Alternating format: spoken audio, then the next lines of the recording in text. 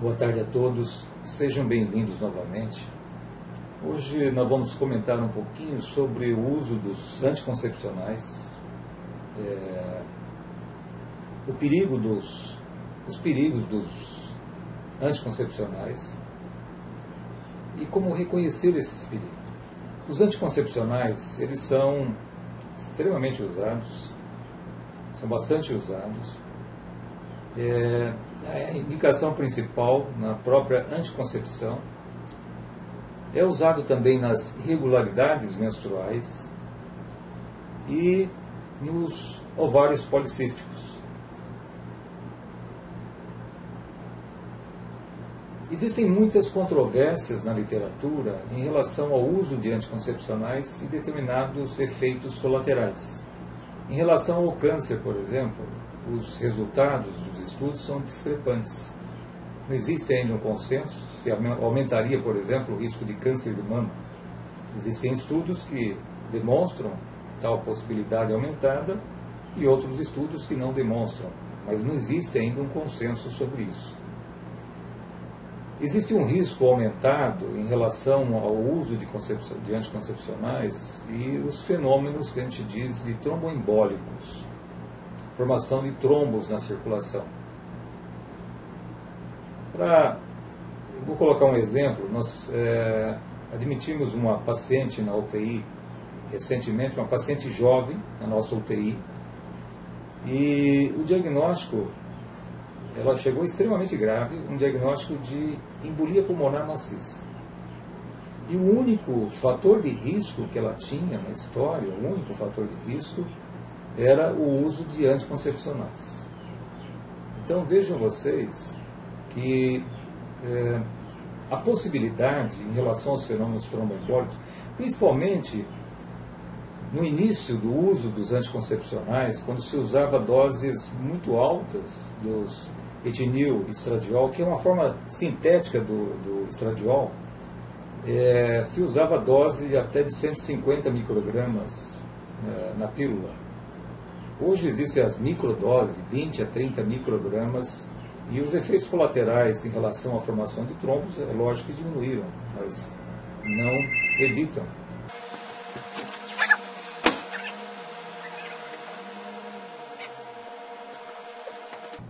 Então, nesse caso específico, o uso do anticoncepcional ele foi um fator determinante nessa embolia pulmonar maciça. E como eu estava dizendo,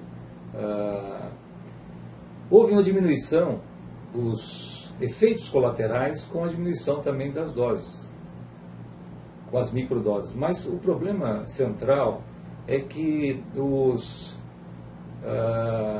estrógenos e os progestágenos usados na formulação das pílulas são sintéticos. Eles não têm a função exata do hormônio, do estradiol e da progesterona normal na mulher. Eles são sintéticos. E como são hormônios ditos esteroides, eles são lipossolúveis. Sendo lipossolúveis, eles têm ação tanto nos receptores da membrana da célula, como também eles atravessam a membrana e vão agir nos receptores do núcleo. E essa ação nos receptores do núcleo pode levar à alteração do DNA. Em relação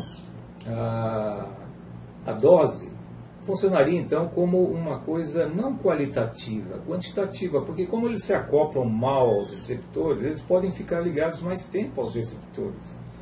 E vai tendo uma somatória de ações.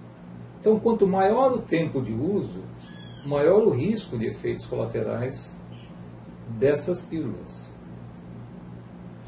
Muitas vezes, no caso, por exemplo, vamos colocar uma das indicações, que é o ovário policístico.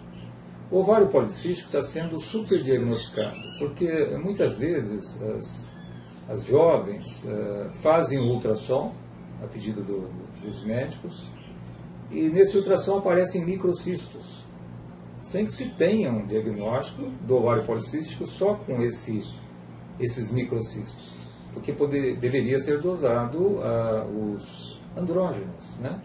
Porque existe um aumento dos andrógenos, da testosterona total, livre, da androstenediona. Então, existe um aumento dos andrógenos, e são esses andrógenos que fazem os efeitos colaterais, os efeitos maléficos dessa doença.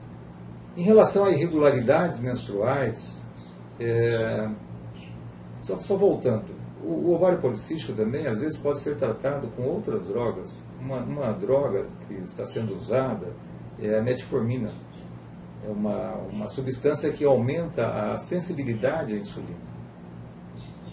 Bom, a outra indicação muito corriqueira é o uso nas irregularidades menstruais.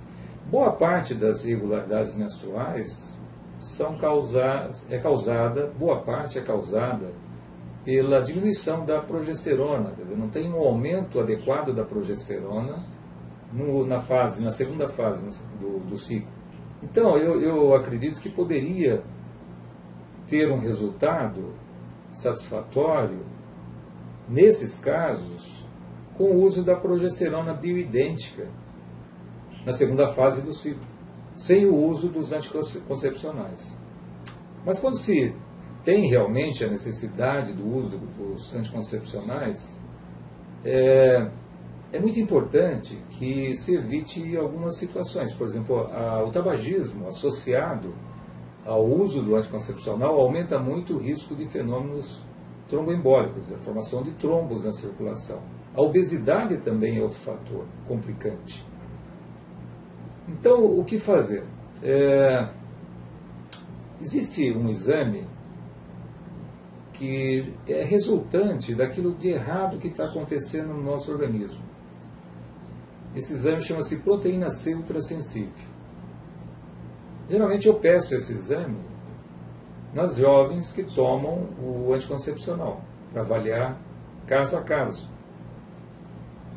E quando esse exame está elevado e não tem uma outra causa definida para explicar o aumento desse exame,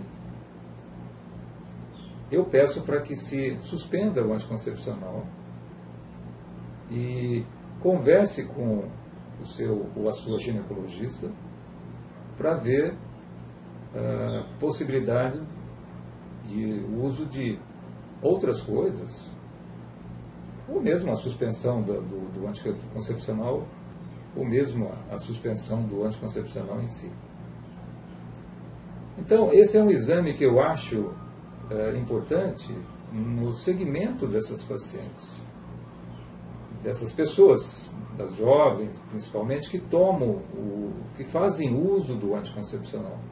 Um exame simples e que pode dar um direcionamento do que fazer.